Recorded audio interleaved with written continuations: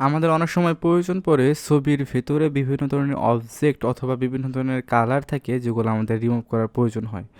So যারা নতুন designer তাদের ক্ষেত্রে দেখা যায় যে তাদের অনেক ঝামেলা পোহাইতে হয় এটা নিয়ে।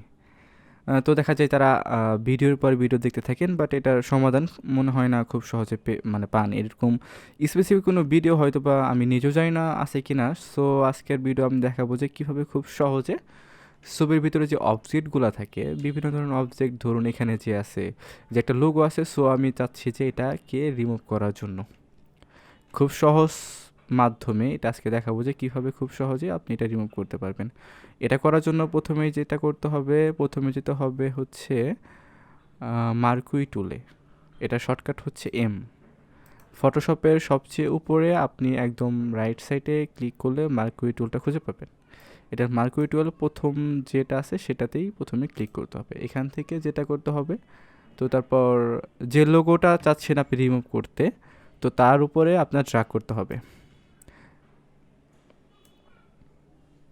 যখন আপনার এটা ড্র্যাগ করা হয়ে যাবে এবং পারফেক্টলিভাবে দেখবেন যে এটা পুরোটা সিলেক্ট হয়েছে, তো তারপর যেটা করবেন মাউসের রাইট বাটন ক্লিক করবেন।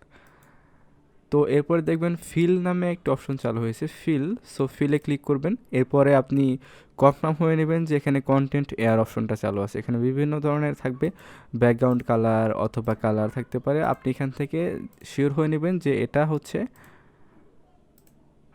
কন্টেন্ট এয়ার অপশনটা চালু রয়েছে।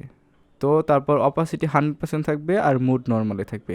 এরপর জাস্ট আপনি ওকে বাটনে ক্লিক করবেন এবং জাস্ট অ্যান্ড দ্য রেজাল্ট।